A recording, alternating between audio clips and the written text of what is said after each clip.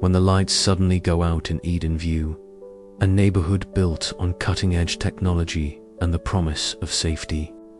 Mark realizes this blackout is far more sinister than a simple power failure. His son clings to him as neighbors begin moving and speaking like lifeless puppets, trapped in eerie loops that make no sense. The gates are sealed, communications dead, and unseen eyes seem to linger in every shadow. What was once a dream community has turned into a silent stage, its residents unwilling actors. To protect his child, Mark must uncover who or what is pulling the strings. The moment the lights flickered and died, I knew something was wrong. It was a subtle shift at first. The gentle hum of the smart thermostat ceased, the soft glow of the living room lamps winked out, and the familiar, reassuring buzz of the refrigerator fell silent. I sat frozen for a moment, my fingers mid-air above the tablet, watching the screen fade to black. "Ethan," I called softly, trying to keep my voice steady. "Power's out." From his room, I heard the faint thud of footsteps and the soft whimper of curiosity. He appeared in the doorway, clutching his tablet like a lifeline. His eyes were wide, reflecting the sudden darkness that swallowed our high-tech Edenview home. "Dad," his voice trembled slightly. "What's happening?" I swallowed hard, searching for answers I didn't have. "I'm not sure, buddy. Let's check outside." I grabbed a flashlight, the beam cutting a narrow path through the oppressive blackness that had claimed our house and, as I was about to find out, our entire neighborhood. Stepping onto the porch, the cool night air hit me differently tonight, heavier, more charged, as if the silence itself was waiting. Down the street, the usually vibrant community was eerily still. The streetlights, solar-powered but dependent on the grid for backup, were dark. The gated entrance to Edenview loomed silent and unwelcoming. I noticed Mrs. Caldwell standing at the edge of her yard, her silver hair catching what little moonlight filtered through the clouds. Her lips moved, repeating a phrase I couldn't quite catch, her eyes glazed and distant. I approached cautiously. "Mrs. Caldwell, are you okay?" She turned her head slowly, a faint, mechanical smile playing on her lips. "Welcome home, Mark," she said, her voice flat and rehearsed. Then she turned and began walking down the sidewalk, following a path she'd taken countless times before. But there was no life in her steps, no purpose besides adherence to a script. My heart pounded as I moved deeper into the neighborhood. Mr. Harding was standing rigidly by his driveway, his gaze fixed on an invisible point ahead. "Everything is as it should be," he repeated over and over, his tone devoid of any inflection. I looked around frantically, seeking any sign of normal interaction. A laugh, a shout, a cry, but found none. It was as if the entire community had been reduced to puppets, dancing on strings I couldn't see. Ethan tugged at my sleeve, his small hand cold and trembling. "Dad, why is everyone acting like robots?" I swallowed the lump in my throat. "I don't know, son, but I promise I'm going to figure this out." I pulled out my phone. No signal. I tried the smart home hub. Dead. Every screen in our house was black, every device silent. Edenview's famed smart systems, designed to make life easier, had gone dark, leaving us vulnerable and alone. The night deepened, and with it, the eerie stillness. I knew this was just the beginning. Whatever had happened, whatever was controlling our neighbors, it wasn't natural. And I was going to have to face it for Ethan's sake and for mine. I took a deep breath and headed back inside, knowing that the darkness outside was nothing compared to the shadow creeping into the hearts of Edenview's residents. The blackout had begun, and nothing would ever be the same again. The sky outside had already darkened when the power snapped off, plunging Edenview into an unnatural twilight. I stepped outside, the sudden silence of the neighborhood pressing in like a physical weight. The usual hum of electronics, the soft chatter of neighbors, even the faint whir of air conditioning units all gone. I headed toward the main gate, my footsteps echoing against the pavement. Reaching the steel barrier, I pressed my palm against the cold metal. A voice interrupted the silence, a calm, mechanical tone from the intercom. Access denied. Gates are locked.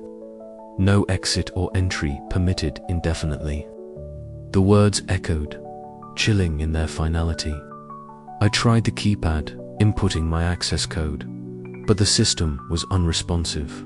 The gate was sealed shut, and there was no way around it. I pulled out my phone, fingers trembling slightly. The screen lit up, but no signal bars appeared. I toggled airplane mode off and on, reset the device, even stepped onto the little hill near the gate, hoping for a signal. Nothing. The neighborhood was cut off. I could still hear the muffled sounds of neighbors gathering, their voices rising in confusion and fear. Down the street, I saw Tom shouting into his phone, the frustration clear on his face as the device refused to connect. Across the road, Mrs. Harper was standing in her driveway, repeatedly dialing her daughter's number, each call unanswered. I approached her cautiously. "Mrs. Harper," I said softly, "the phones aren't working anywhere. It's not just you." Her eyes widened, a tear slipping down her wrinkled cheek. But why? Why would they do this? I didn't have an answer. No one did. The community center's big screen, usually alive with neighborhood announcements, flickered and went dark. Streetlights blinked once more before succumbing to the blackout. The only illumination came from the pale glow of emergency lights inside some homes, casting eerie shadows on the manicured lawns. I hurried back home, where Ella sat cross-legged on the living room floor, his small hands clutching a handheld game console. The device powered down as I entered, the screen going black just like everything else. He looked up at me, confusion and fear swimming in his young eyes. "Dad, what's happening?" I crouched beside him, forcing a calm I didn't feel. "I don't know, buddy. But we're going to figure it out together." Outside, the murmurs of neighbors grew louder. Groups formed in the streets, their faces tight with worry. The reality was sinking in. Edenview was locked in, cut off from the outside world, with no way out. I paced the length of the house, my mind racing. The smart home systems that controlled the gates, the cameras, even the streetlights, they were all offline or locked down remotely. But who was behind it, and why? A sudden knock at the door startled me. I opened it to find Tom looking grim. "Mark, have you seen the cameras? They're all dark. Someone's controlling everything." "I know," I replied. "The gates won't open. Phones are dead. We're trapped." His jaw tightened. "This is bad. Real bad." The night deepened, and with it, the fear. The well-ordered Edenview community, once a beacon of safety and technological convenience, had become a cage, and we were all locked inside. As I watched neighbors huddle together under the dim streetlights, I realized that this was just the beginning. Whatever had shut down the power and sealed us in had plans, and those plans were unfolding with terrifying precision. I needed answers. For Ella's sake, and for everyone trapped here, I had to find a way out, or at least understand who was pulling the strings. The night air felt colder now, heavier, and the gates remained resolutely shut, but I wasn't prepared to give up yet. This was Edenview, and no one was leaving, not until I said so. The blackout was not just a power failure, it was a lockdown, and the clock was ticking. The darkness had settled over Edenview, like a heavy blanket. But it was the silence, the unnatural stillness, that truly unnerved me. I sat on the edge of my porch, the glow of my phone screen long since dead, the faint hum of a distant generator, somewhere beyond the gates, the only sound breaking the eerie quiet. Around me, shadows moved with an unsettling rhythm. I couldn't shake the feeling that something was watching, something orchestrating. Earlier that evening, the first signs had been subtle. I noticed Mrs. Carmichael walking down the street, her gaze fixed ahead, lips moving in a whisper I couldn't hear. She passed the same lamppost 3 times, each time stepping in the same way, her fingers twitching as if rehearsing an invisible script. A group of men across the road followed a prearranged path, their footsteps echoing in unison. I rubbed my eyes, thinking exhaustion was to blame, but the sight was undeniable. I stepped off the porch, the gravel crunching under my boots as I moved closer. The streetlights flickered erratically, casting long shadows that danced like ghosts.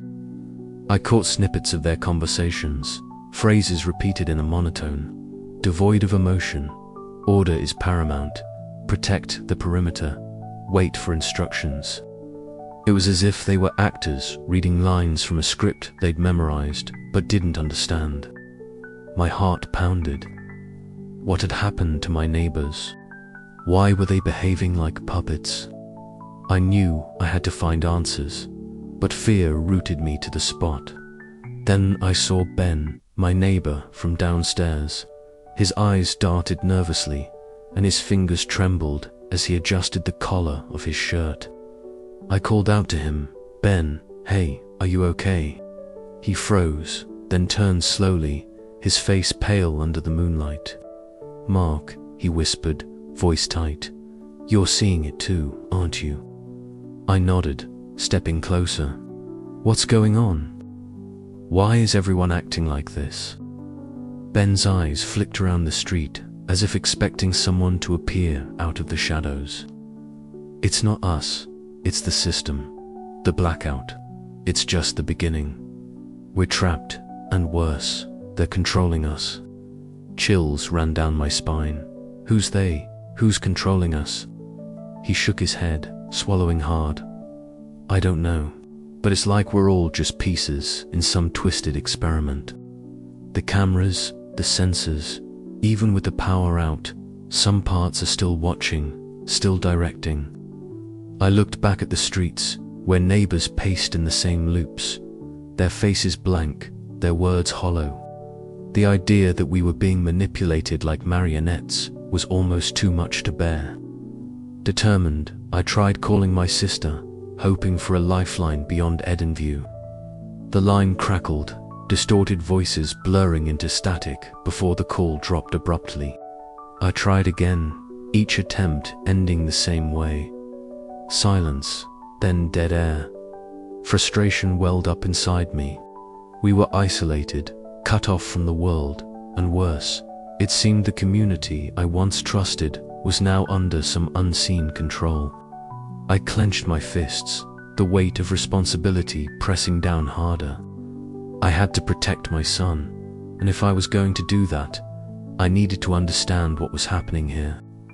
As night deepened, I found myself drawn to a cracked window overlooking the street. There, under the dim glow of a flickering street lamp, neighbors moved with mechanical precision, resetting their positions as if rehearsing for a play they could not escape. The chilling realization settled in. Edenview was no longer a place of freedom. It was a stage, and we were all actors bound by an unseen puppeteer's strings. But who was pulling those strings? And more importantly, could I find a way to cut them? The questions burned in my mind as the night stretched on, the darkness outside deeper than ever. I knew sleep would evade me again, because, in Edenview, the blackout wasn't just about power, it was about control, and I was trapped in its grip. The community center was eerily quiet, except for the occasional shuffle of feet and the low hum of a failing emergency light overhead. I stood at the front, my voice echoing awkwardly as I called out, "Neighbors, can we please gather for a meeting? We need to figure this out together." But the response was nothing like I expected. People passed by me, eyes glazed, lips moving in robotic repetition of phrases I barely recognized. It was as if they were actors on a stage, reciting lines written by an unseen director. Sophia held my hand tightly, his small fingers wrapping around mine with a grip that spoke of his confusion and fear. "Dad, why is everyone acting like robots?" he asked softly, his big eyes searching mine for answers I didn't have. I swallowed hard and looked out over the crowd again. Mr. Collins was pacing near the back, his steps methodical, each footfall echoing with unnerving precision. It felt like a broken record, a loop that refused to end. The streetlights outside flickered through the windows, casting long shadows that danced in rhythm with his movements. Just as despair began to creep in, Lena appeared beside me, her expression tense but resolute. "Mark," she whispered, glancing round furtively. "I've noticed moments when the script glitches. People snap out of it briefly. It's like the system controlling us is faltering." Her words sparked a flicker of hope in the darkness. "How do we use that?" I asked, my voice barely audible. She shook her head. "I don't know yet, but if we can find those cracks, maybe we can break the cycle." I nodded, determination settling in my chest like a stone. We couldn't let this control win. Not here, not in Edenview, not with Sophia depending on me to protect him. The meeting dissolved into fragmented whispers and confused glances as the scripted behaviors resumed, shutting down any chance of normal communication. But I was no longer just a man trying to organize a community meeting. I was a father, a fighter, and maybe, just maybe, the spark that could ignite a rebellion against the unseen puppeteer. As I led Sophia back through the darkened streets, the silence was broken only by the faint hum of the smart systems struggling to maintain order. Somewhere deep inside the network, a glitch flickered a tiny fragment of hope in the collapsing world of Edenview. I clenched my fists. This was only the beginning. The night stretched on, thick with uncertainty and the oppressive weight of control. But for the first time since the blackout, I felt a sliver of resolve piercing the darkness. We had to find the source, break the script, and reclaim our lives. Because in Edenview, the fight for freedom had just begun, and I would do everything in my power to win it for my son, for our neighbors, for whatever remnants of humanity still remained. Outside, the shadows deepened, and the hum of the broken smart systems thrummed like a heartbeat struggling to survive. And I swore to myself that I would not let that heartbeat fade into silence. The night had settled over Edenview like a heavy blanket, its usual hum of electricity replaced by an eerie silence. Mark sat on the edge of his couch, the soft glow of his flashlight the only light in the room. His son was asleep upstairs, oblivious to the creeping dread that had taken hold of their once perfect community. The blackout had thrown everything into chaos. But what unsettled Mark most wasn't the darkness, it was the unsettling feeling that they were still being watched. Earlier that evening, after a fruitless attempt to gather his neighbors for a meeting, Mark decided to investigate the outskirts of the community. The gates remained locked tight, and the usual buzz of surveillance cameras was conspicuously absent, or so it seemed. As he moved cautiously through the shadowed streets, his flashlight beam caught something unusual near the community center. A tiny, blinking red light peeking out from the dense hedge. Kneeling, Mark brushed aside the leaves to reveal a small camera lens, its glass gleaming like an unblinking eye. His heart pounded as he realized this meant the blackout wasn't as complete as everyone had believed. Someone had left these devices active, watching and listening. The implications sent a cold shiver down his spine. Was this some form of control? A way to keep tabs on the residents even in the absence of power? Determined to find more, Mark retraced his steps to an old maintenance shed on the edge of the neighborhood. The door creaked as he pushed it open, the stale air inside thick with dust and disuse. His flashlight swept over a cluttered workbench before landing on a panel of wires and devices still faintly humming with energy. Microphones, cameras, and recording equipment clustered around the console, their small indicator lights flickering weakly. It was like stepping into the heart of the community's hidden surveillance network. Suddenly, a noise behind him made Mark spin around. Eli, a neighbor known for his reclusive nature, stepped out of the shadows. "You shouldn't be poking around here," Eli warned, his voice low and urgent. "They're watching, always watching, and they don't like being disturbed." Mark's eyes narrowed. "Who are they, Eli? Who's still running this?" Eli hesitated, then shook his head. "I've seen things, heard whispers. This isn't just a blackout, it's an experiment, and we're the subjects."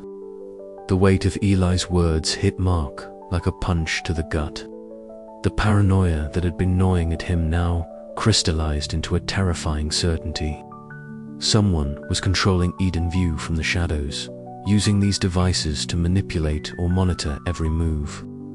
Back at his house, Mark stood alone on the porch, the moon casting long shadows over the silent streets. The community looked peaceful, but he knew better. His every step, every word might be recorded, analyzed.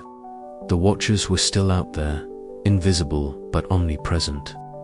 The fight for freedom had just taken on a new, darker dimension. Mark's mind raced with questions and plans. He needed to protect his son, to break the grip of whoever was pulling the strings. But first, he had to uncover the full extent of the surveillance before it was too late. The night stretched on, heavy with the weight of unseen eyes and whispered secrets. And Mark knew one thing for certain: Edenview was no longer just a neighborhood. It was a cage. Yet somewhere deep inside, a spark of defiance flickered, and Mark was determined to fan it into a flame. The watchers might be hidden, but they were not invincible, and neither was he. As dawn threatened the horizon, Mark's resolve hardened. The answers lay within the shadows, and he was ready to chase them down no matter the cost. The blackout was only the beginning.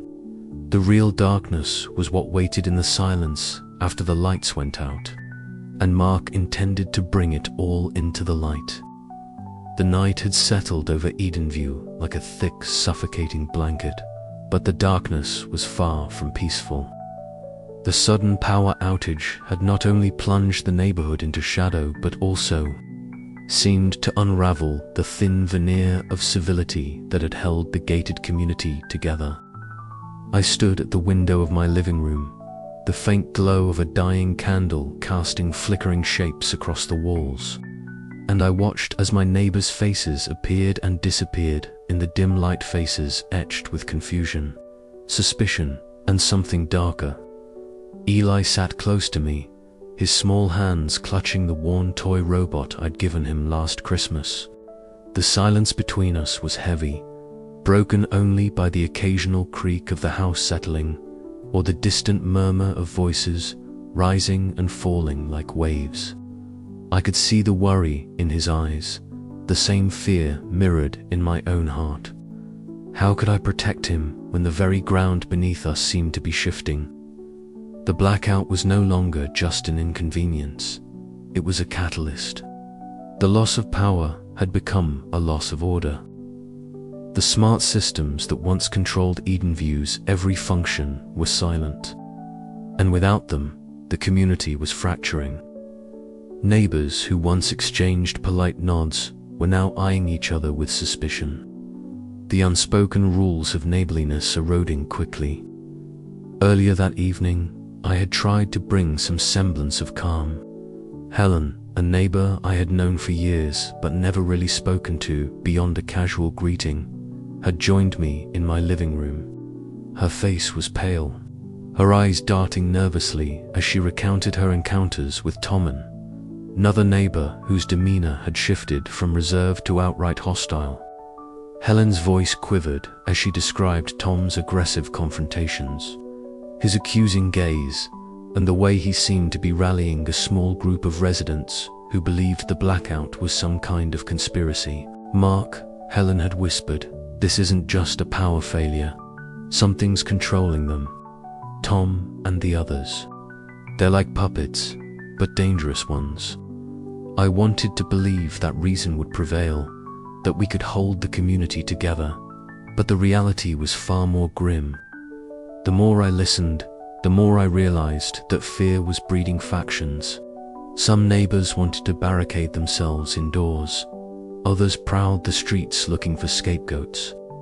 Trust was becoming a scarce commodity. A sudden shout from outside shattered the fragile quiet. I rushed to the window and saw Tom confronting Helen on the cracked pavement under the flickering streetlights. His voice was harsh, accusing, and she stood her ground, defiant despite her obvious fear. The tension between them was palpable, a powder keg ready to ignite. I grabbed my jacket and stepped outside, the cold night air biting at my skin. "Tom, Helen, enough," I called out, trying to inject calm into the chaos. Tom turned sharply, his eyes narrowing. "Stay out of it, Mark. This isn't your fight." "It is when it affects all of us," I replied firmly.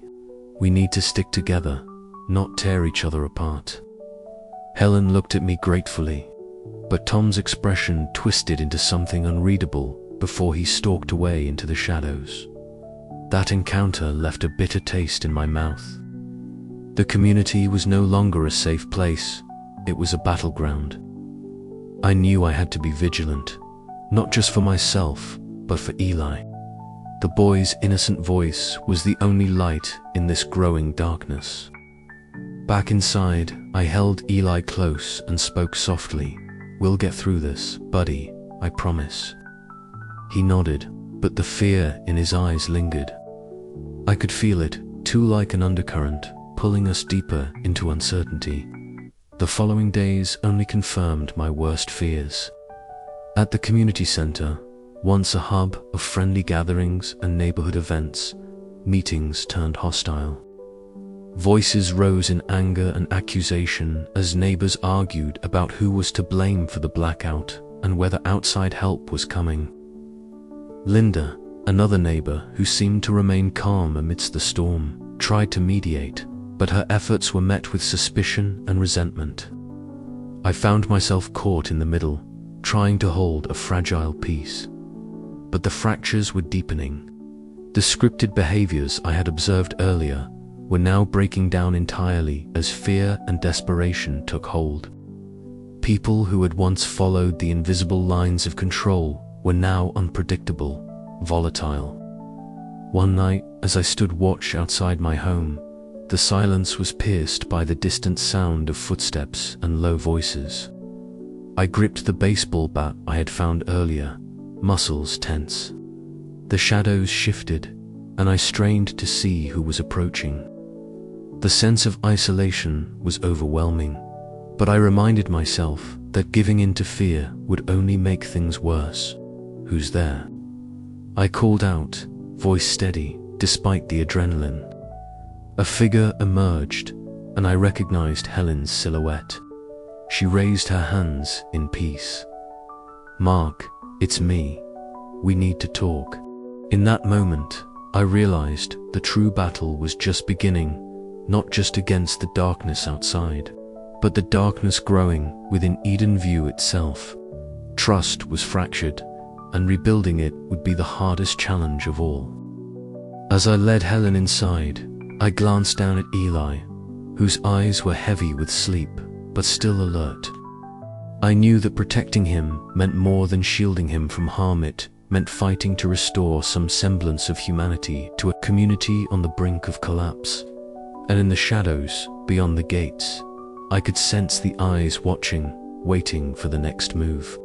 The collapse of order was accelerating, and the stakes had never been higher.